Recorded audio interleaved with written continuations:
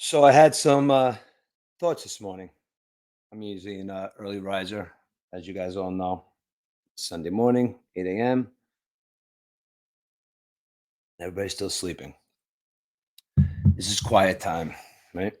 Most guys, we get to watch whatever we want. We get to sit down, chill out. We get to unravel our thoughts. That being said, today is May 12th, 2024. That means today is my birthday. Now, you start reflecting on a lot. Like everybody has their time to reflect. I mean, I don't know. You look on TV and you look on social media. It's like seems like everybody's reflecting. Right? You reflect on your anniversary. You reflect on Christmas. You reflect on New Year's. I'm gonna have a New Year's resolution. I'm going to do this. I'm going to do that. But then you reflect on your birthday, and it's like it just seems like you find yourself always kind of thinking about what I'm doing right, what I'm doing wrong in life. But I usually take that one day, and it's my birthday, I guess. And you could say, New Year's resolutions, like I said before, and Christmas, it's oh my God, I'm so thankful for everything. It's like, you really, should be thankful all year round, which is, everybody's got their own time for reflection. But mine happens to be when I get up in the morning, my birthday. Just kind of like take a little stock in what happened in my life over the last year and see if there's stuff I could do better. See if there's stuff that I'm proud of myself for. See if you know, try and fix certain things about yourself when you reflect. Maybe there's certain situations that you handled that you could have handled them differently. A couple months ago. But you know what? Though? All the decisions that you make in life make you who you are. And when you get to a certain, like, there's certain points in your life where different things are important. Now, when I say that, you know, the minute for somebody like me, for instance, you could say that, I grew up, where I grew up, um, you know, lived up in, lived upstate for a little while, moved back down to Queens, met the love of my life, Shannon, who today happens to be my birthday. But ladies, I'm very sorry. Today is also Mother's Day. So I want to wish a happy Mother's Day to my mom and the mother of my children, Shannon Murphy. Shannon, you are the best mother that I've ever seen with these two boys. And I love you and I love our family very much. And I just want to wish you a happy Mother's Day. And though it's my birthday, today is your day. We celebrated last night. We went out for a steak dinner and came back to a homemade cake for my son Jack. My son Jack's in BOCES in the culinary program right now with aspirations of going to the Culinary Institute of America in a year and a half. And he's really taking that bull by the horns, you know what I'm saying? But he made my cake. He asked me what kind of cake I wanted. I told him just chocolate cake with white icing. And he brought in every single ingredient was fresh, made it himself all day. It was beautiful. I mean, he decorated it himself. Everything was made from scratch. So I had a really, really wonderful birthday celebration last night with my wife and kids. And thank you guys. But today is Mother's Day, and I'd like to wish you mothers and especially my wife out there a happy Mother's Day. But back to what I was saying before about days of reflection. Sometimes when you get up on New Year's Day, it's like New Year's Day is just another day. It's like, all right, you can start off fresh. Maybe that might be your starting point. But I just think the birthday is a starting point for me. Like you wake up, I'm an early riser, and I've been an early riser my entire most of my life. I've been an early riser, so I really do enjoy the morning time.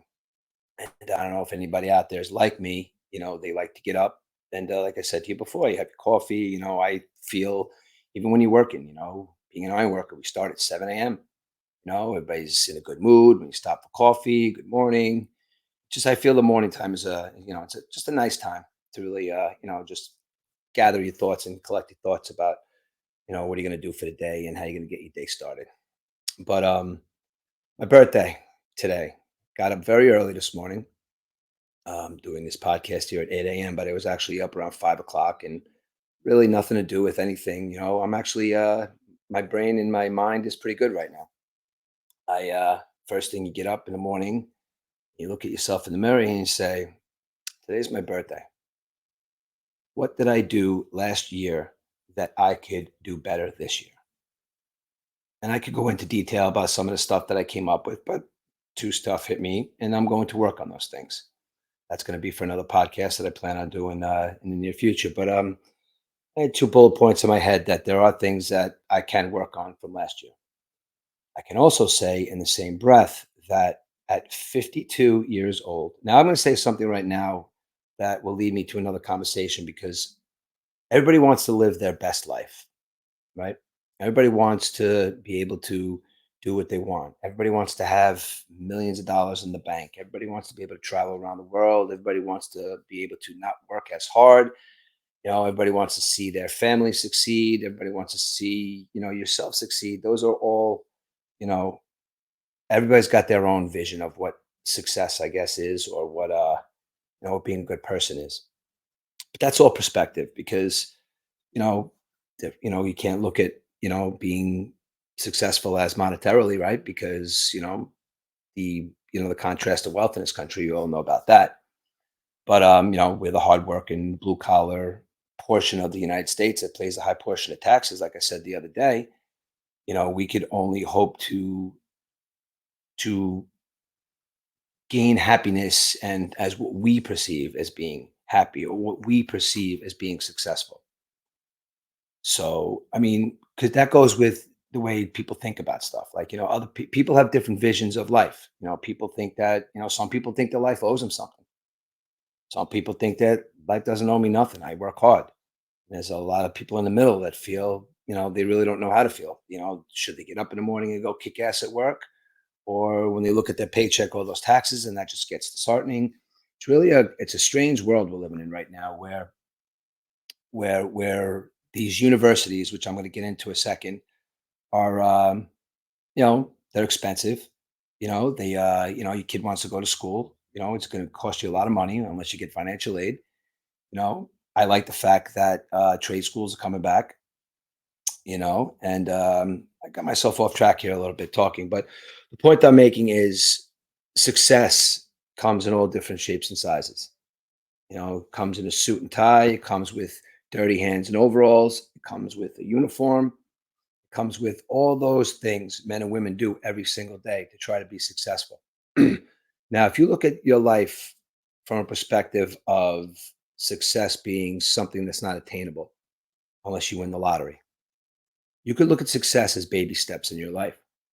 Now, when you're younger, you want to just blow through life. And it's like everything is the best in the world. Like this is the best, that's the best. And there's perspective there until you get, and there really is no perspective until you get really maybe into like your mid 20s. And I guess when you start having real life experiences. But I think that, when I had these conversations with like younger guys or younger kids and my son specifically, I always tell you about the LeBron James, Michael Jordan debate that we have all the time, about that. And I kind of getting a different perspective on when we say what is the best.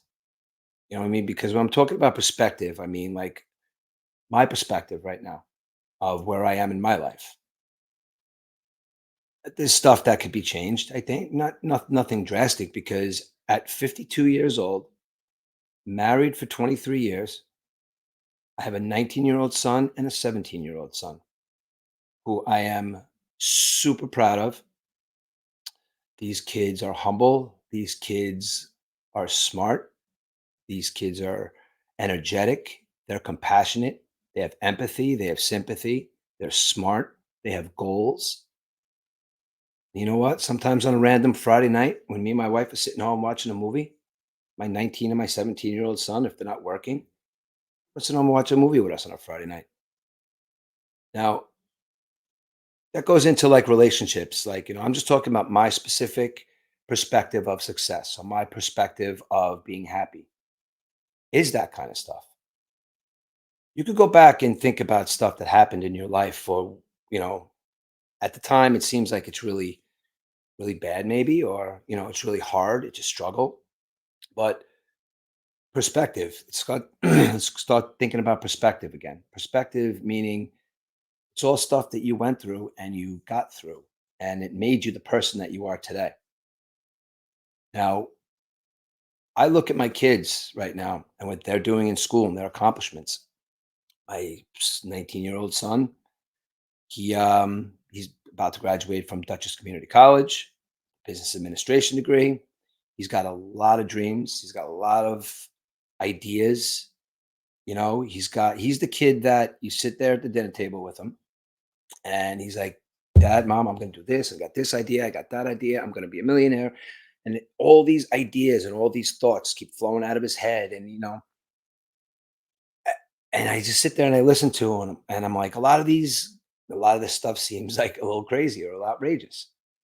But at 19 years old, when your son tells you that he's going to be a millionaire, you can't tell him you're not, right? You can tell him that you're going to be anything that you want to be. I read something the other day, and quotes, hit me here and there. And I read a quote the other day and it's kind of interesting about a lot of thoughts that I'm going through now, in therapy with my stuff going on. Your father is the only man in your life that will ever want you to be more successful than he is. And that's crazy because my life, from a personal level, listen, marriage is tough. Parent being a parent is tough, but it's a toughness that you want because when you endure certain things, especially in a marriage, when you endure certain things through the years, then you stop and you look back and you're like, wow, look at all the stuff that we went through, and you still love each other, and your kids still look at you with respect and they love you. Every day they tell you that they love you. And every day we tell them we love them. Every day we tell them that we're proud of them. And every day we tell them that we're proud of them. Every day we tell them that we love them.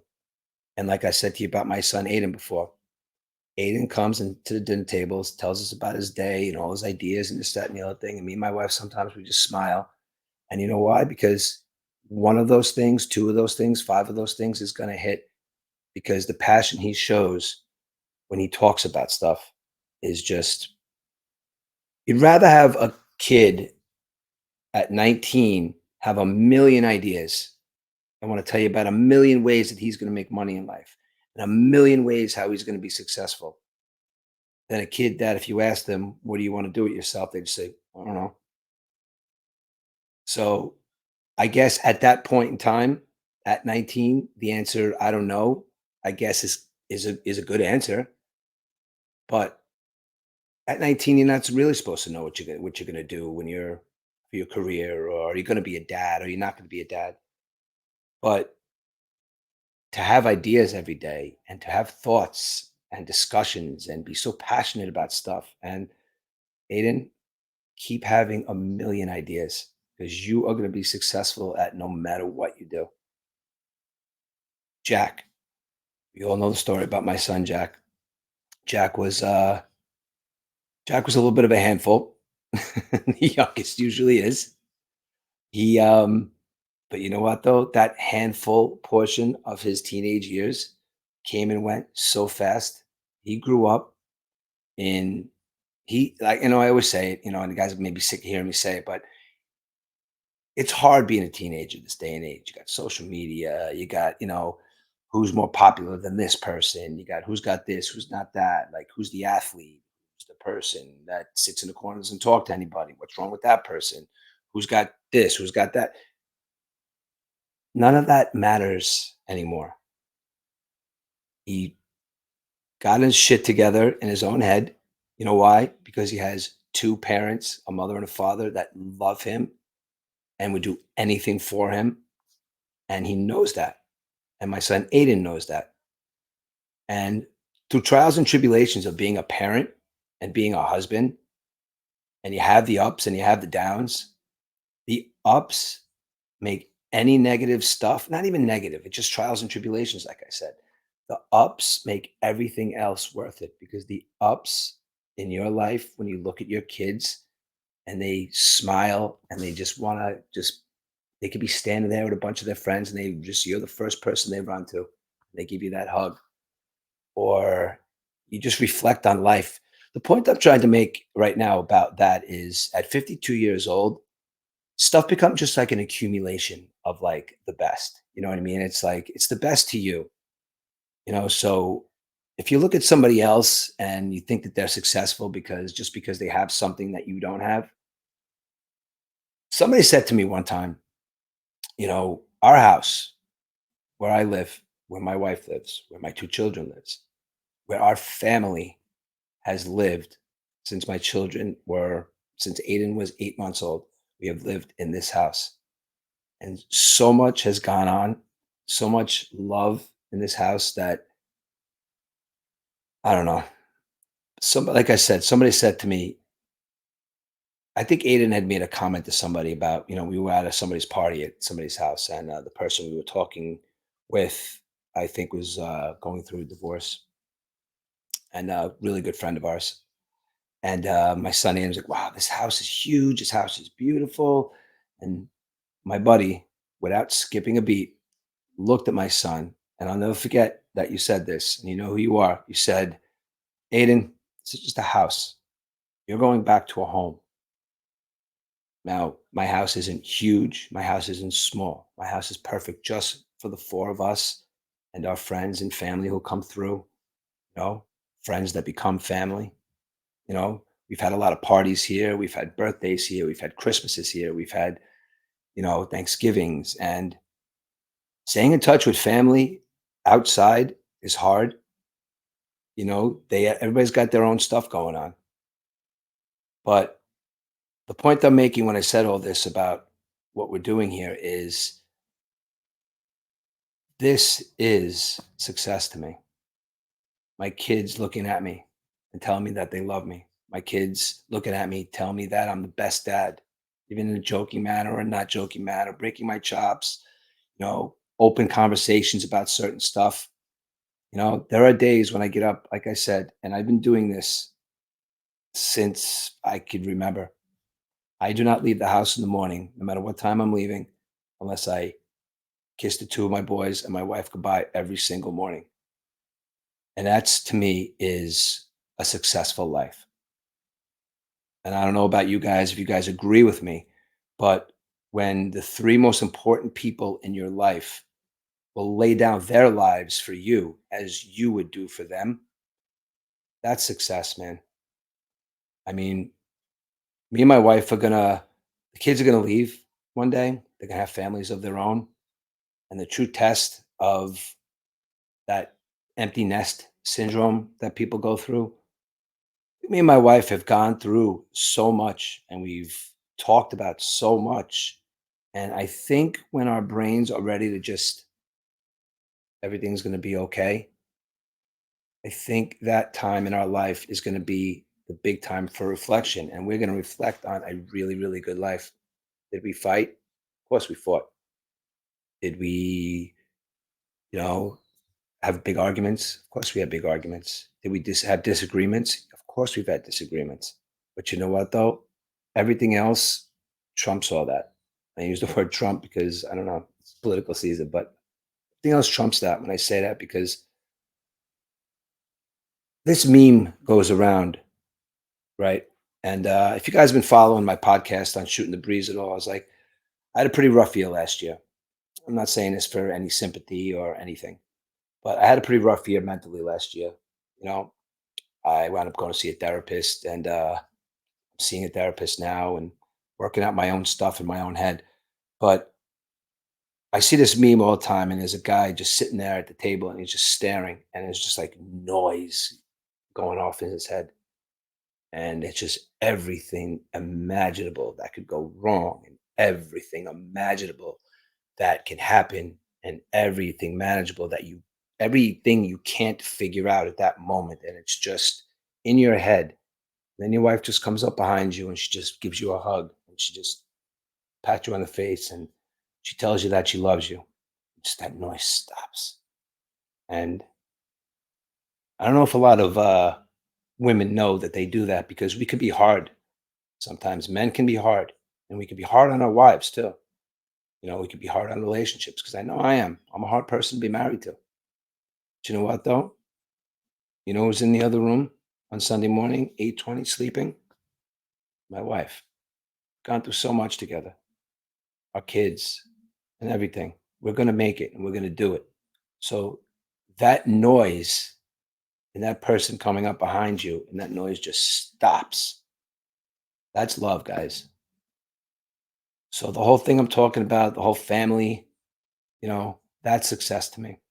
On a Sunday morning, my birthday, I'm 52 years old, and I don't have a mansion. I don't have, G wagons in my yard. I don't have a huge in-ground pool. But you know what though? I have a 25 by 15 oval pool. I have a nice backyard. I have a three, almost four-bedroom home up in Dutchess County, and it's what we need to be successful because we have each other. So, wow, I didn't think I was going to go that way on that because I was going to go on a whole rant about something else. But I think maybe we'll break this up into two podcasts because I really want to say today on May 12th, 2024, that I am successful. And Shannon, Aiden, and Jack, I love you guys more than anything in this entire world. And I think you guys know this by now. Nothing is more important to me than the success and the happiness of this family. And no matter where we are, no matter where we're going to go, no matter what we do, that we are going to be somewhere and we're going to be happy. Aiden and Jack, I am so super duper proud of the two of you guys. Keep making your mother and father proud every single day. Because those little things, they go a long way. All right, so listen, I said a lot of good stuff there. Now I think maybe I'm gonna switch gears a little bit because as I feel like I was successful in my life, and I look at my kids and how proud I am of my kids, and I just looked at my life, and that to me is success. There is a lot of children in this country right now that I don't know, are they behaving badly? Are they having their brains filled with propaganda? But I want to read something. I did some research yesterday and I sat there for about an hour writing all this stuff down. And I'd be remiss if I didn't read some of this stuff. So I know we're going to switch gears big time here, but I have to get some of this stuff off my chest because I do have an opinion on this at the end of my rhetoric. I do kind of have an opinion. Sorry, I got to switch sides a little bit, the other knee. But I do have something to say after this. But I'm going to read some stats that I read yesterday. I was sitting waiting for everybody to get ready for dinner. Now, let me start off by saying that as a parent, and look, I don't know, I'm not judging households or what goes on in other people's houses, but let's just take Columbia University, for instance. Okay. Columbia University is a very prestigious university, right? You think Columbia, you think smart, intelligent, which I'm not saying the point I'm going to make next that these people aren't smart and intelligent. I'm not saying that. You send your kid to Columbia University. Let's just say he gets a 4-year degree, and let's just say whatever degree it is, it's a prestigious degree because he's coming from Columbia University. You're told that your son or daughter cannot have the privilege of being part of a huge graduation in New York City. Now you're 21 years old. You just grinded at Columbia. You just kicked ass. I don't know if you might be getting your master's. Whatever it possibly, you grinded, you kicked ass. Your parents are so proud of you. They want to see you up on that dais getting that diploma from Columbia University, one of the most prestigious universities in the country. But wait, you can't. Why? Because of what's going on these universities, these protests, these rallies, some peaceful, some not. I do get it. What people are going to say right now is, yes, it is their right to rally, to protest. Yes, it's everyone's right. Well, let's look into what's going on here for a second, okay? Now, I would love to kind of like hey, listen. You see these videos, like I would love to kind of get into one of these rallies or protests where these encampments were, that were because A lot of these universities had enough. And I find out really why these these youngsters, these children, in right now are doing what they're doing. Now, is it propaganda? Is it are people teachers filling their heads with propaganda and telling well, point I'm trying to make is this is the United States of America. Yes, my feeling is what's going on in other parts of the world. Some bad, some of that stuff's really bad. That stuff's bad on both sides. But these kids that are on these universities are some getting violent. They're screaming about Israel. They're screaming about Zionists. They're screaming about um, Palestinians being Israel trying to just promote genocide.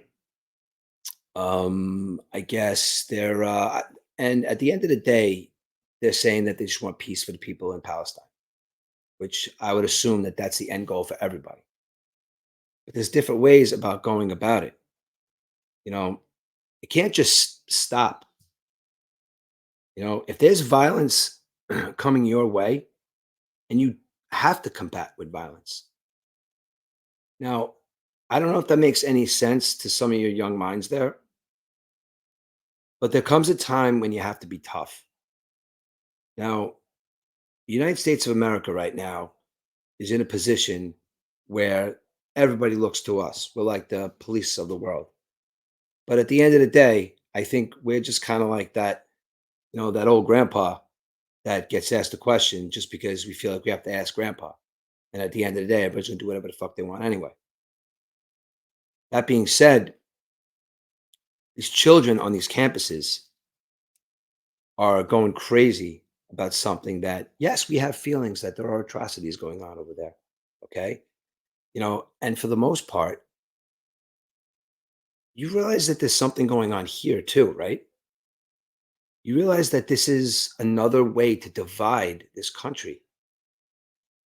All that stuff is going on over there, but violence is being brought to this soil. Violence is being brought here. Tear gas is being thrown into crowds. Now, let me just read some of this. Okay. At the end of the day, when you ask these kids why they're protesting, they want the liberation of the Palestinian people. Fine. You want the liberation of the Palestinian people. What good is that going to do here? What are they going to hear you over there? Palestine is a country that is run by terrorists. Let's rewind. It's unfortunate where the Gaza Strip is. The geography is unfortunate. But listen to me one more time. In 2007, you let a terrorist organization run your country. So when a terrorist organization runs your country and wants to promote violence around the world, what do you smart, intelligent kids feel that needs to be done over there?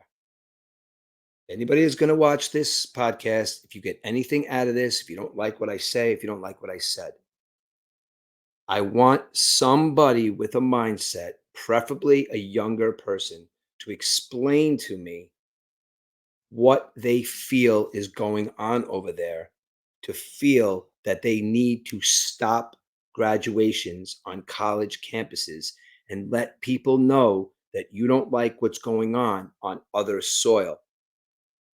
Let that resonate for a second. Let's think about what's going on. All these people that are rallying and protesting, you're smart young kids, right? Are you being, because I truly believe that there's a rhetoric going on in a lot of these colleges. And I know I'm beating up Columbia. That's just because that's in New York and that's been in the papers. You could have a rundown here is Columbia University. They demand a cut in financial ties with Israel. They don't want any of Israel's money. Okay. Brown and the University of California in Ridside, they struck deals with students to end encampments peacefully. They struck a deal with students that are paying tuition to go to this school so other students that are paying tuition can have a peaceful graduation. Is that counterproductive to what's going on here on this soil? You're now creating something, you're creating dialogue, you're creating rhetoric that there's a small portion of students that are creating trouble and not allowing a larger portion of students that work their asses off. And I'm not saying that these kids at these protests and these rallies are not working their asses off, but they had to come to this conclusion somewhere where I'm going to disrupt my graduation because I don't like what's going on in another country. Okay. Hamas militants attacked attacked Israel. Now, if you guys know me, I'm gonna take a sip of my coffee before I say this. Some of you guys out there who are listening to this know me. I loved the club scene in the late 90s, mid 90s, late 90s, 2000s. Loved the club scene. I loved the rave scene. Loved the music. To this day, I still love the music. I was just listening to DJ Oscar G this morning, taking my birthday drive. They swooped in on a rave in the desert simultaneously while bombarding Israeli, I guess you would call them, I don't know, I guess gated communities, I guess, where, peaceful people live, simultaneously while they were in the desert in a rave, slaughtering, raping, killing, making a mockery. Did I say rape? Okay. This all happened on October 7th. And there was people that were affected around the world because people were in the desert dancing. Those videos you see of those Hamas pieces of shit going through those gated communities and slaughtering those Israelis. That is something that both sides of the fence, I get it, have been dealing with for thousands of years. Us saying right now that that's an atrocity, they know it's an atrocity. Everybody does. But it's happening. And by us stop taking money from Israel or funding, or how about we take a step away and say, wow, this war has been going on for thousands of years. Okay. And just this is a little blip of what's going on. Okay. There is both sides. But and other people out there who have a problem with the way Netanyahu is talking or what Netanyahu is saying about what's going on over there right now, Biden just said that if we attack Rafah, it's over. It's over. That's it, man. No backing, no weapons, no nothing. You guys are a piece of shit. If you attack Rafah, it's over. Oh, so that's the breaking point. So we tell Netanyahu, it's like, listen, Benny, you go into Rafah, America's not going to be here anymore. You know, Benjamin Netanyahu said, you know what? We don't need you. Okay. We're fighting the fight of our lives right now, as is the Palestinian people.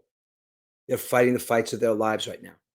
Now, there are many of you out there listening or watching, or that if you're part of these protests, if you're part of these, whatever, there's an LGBTQ, um, I forgot what the association is, against what's going on over there. Now, to my point is, I understand, yeah, you could sit from afar and look over there and say, "Oh my God, this sucks." But if you're gay and you go to these countries, you're not welcome there. It's okay. Everybody is welcome here, but we fight about that every day. But out of a group of people that, if you go to some of these Arab countries where, I don't want to get too graphic, but you'll get limbs cut off if you get caught holding your husband's hand or your boyfriend's hand in these countries. And you're going to go to some of these college campuses, and I get why you're standing up, because I guess you're part of that. That's, doesn't want atrocities, but there's go there and do that. You won't be able to. Because even if you're on their side, they're still going to kill you because that's how radical it is over there. So equating it to something that, like I say all the time, kind of like, because I've grown, I guess, empathetic, I guess, through the years of watching and stuff like that. But you could protest all you want. You can yell and scream all you want. You could, you could fight the cops and you could throw rocks and you could get hit with tear gas and you could stop graduations and you could do everything, all these things over here in the United States of America. But you know what's going to happen? That stuff is still going to go on over there. I understand you want your voices heard. But what about the voices in this country who want their voice heard? You're so mad about atrocities over there. You're so mad that people are being raped and used as human shields and there's genocide. It sucks. It really, really does. That stuff doesn't go on over here. Now I know I'm going to get these people that are listening to this are going to comment saying that, what are you talking about? Genocide happens every day. What are you talking about? We live in a country where, I mean, they're taking them away from us little by little. I mean, I don't feel as free as I used to be, but this is the best country in the world. And it's not a conceited thing to say. It's not an arrogant thing to say. The arrogance is that us going somewhere else to think that we could change what they're doing over there to conform or assimilate to what we're doing over here. Nobody wants that. They want to do what they want to do over there. And it's kind of like, there's a bully mentality in another country. Yeah, maybe we get involved, whatever, leave them alone. We break up the fight, fine, we go back. And I do understand back in World War One and World War Two, if the United States didn't get involved, we'd probably all be speaking German right now.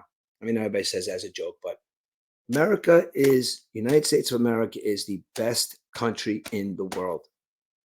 Say what you want, say how much you hate it here, say how much the laws suck, say how much they do, but it's our own people that are infighting right now that are leading us to believe that other countries are laughing at us right now. We have a presidency going on right now, and those are our two choices. Look at them on the screen. Look on the screen. I just explained to you how America is the greatest place in the world. And November, those two men are our choices to be the leader of the free world, as we call it. We got one guy on one side that wants to do something. We got one guy that's there right now and wants to do something else. Then we got everybody in the middle going, no, you guys are both idiots. No, you can't do that. The point I'm making is, let's get back to the students for a second. You guys are smart. I'm looking at Brown University here. I'm looking at Columbia. I'm looking at NYU. I'm looking at the University of Arizona. I'm looking at a professor at the University of Texas, Austin, was arrested for being a part of a rally. And his thing was he doesn't like the way the students are being treated in these protests. So when the dean or the president or whatever of a school of one of these big universities gets paid millions of dollars from alumni, says, get your goddamn tents off the lawn. You get your goddamn tents off the lawn. Get your goddamn tents off the lawn or we're calling the cops. Hell no, we won't go. I told you the cops are coming. Get your tents off the lawn. It sucks. You want to pitch a tent? Go to the Gaza Strip and pitch your tents. You want to go to Solidarity? Get on a fucking plane and go sit there in the Gaza Strip, okay? And talk to people that actually live there, that are actually feeling these atrocities. Took me a little while. I got a little fired up, but you could look from afar and you could judge from afar. But at the end of the day, 50% of the people that are doing this are going home to their cushy homes. The other 50 have struggles, I'm sure, maybe monetary struggles. I don't know. Maybe I'd have to say maybe there's a good 10% of these kids on these college universities. And I'm saying that's a small number because we all know it's always that small number of bad apples that makes a large group look bad that are making the noise. It's a small group. Go over and sit on the Gaza Strip or go over to the Ukraine and sit on the border and do what those people are doing every single day. Okay? They live that. Okay? They can complain. They can bitch. They could tell us send help. That's fine. And that's a decision that we can make as a country. Do we go help? But at the end of the day, get your goddamn degree, shut the fuck up, and be a productive member of the United States. I guess maybe I was a little saying by shut the fuck up. Nobody should shut the fuck up. I should not have said that. Everybody should be able to say what they want. But you kids have to be able to told to shut the fuck up from adults. I understand you're mad. And I understand there's a lot of adults that are feeding this.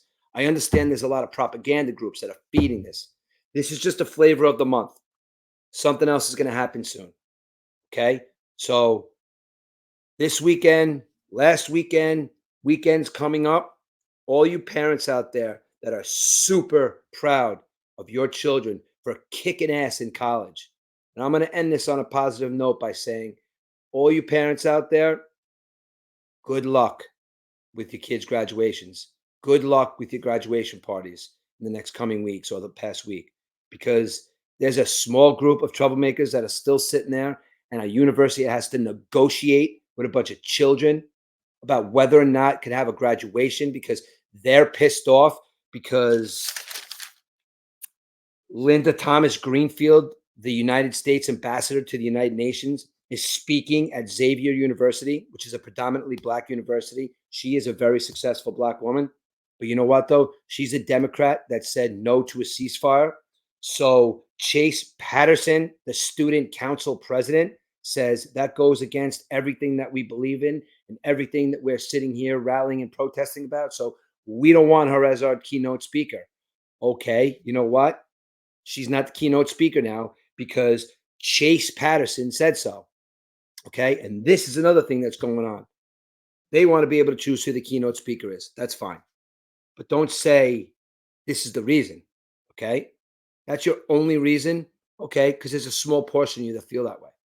And that's one thing that woman has on her itinerary that doesn't coordinate with this specific school's ideologies. Okay. So does she have a difference of opinion on something that's going on in another country? Yes. She was chosen to speak at this college for a reason. I don't know too much about her. I just do know that she's the United States ambassador to the UN. Sounds like a Fugazi job to me, but obviously she's pretty important. Okay. And they got another guy. Authors, they're taking themselves away because they don't like the way that they're being, that the kids are being, cops are coming in, tear gas and stuff like that. So they're saying, you know what, though? We don't like your university's policy on peaceful protests. So we're pulling ourselves out. So it's next couple of weeks, guys. If you have somebody graduating, if you have somebody, if you know somebody that's graduating, if you have a kid that's graduating, and you're going to be affected by this, thank your local liberal government. So on that note, Sunday morning, it's Mother's Day. Happy Mother's Day, all you moms out there. And my little 10-minute rant turned into a 45-minute podcast. So, guys, keep talking 365 at YouTube is the channel. If you want to get all of this, we got sports, we got shooting the breeze, we got all sorts of stuff over there. But keep talking 365 at YouTube. Hit that subscribe button. I also got a lot of videos over there at TikTok at Keep Talking 1972 at TikTok. That's the one. I think it's Keep Talking 1972 at TikTok. Thanks a lot, guys. Later. No, my lovely wife just woke up and we're over. Later, guys. No, me and my wife aren't over, but this podcast is over. I literally just ended now.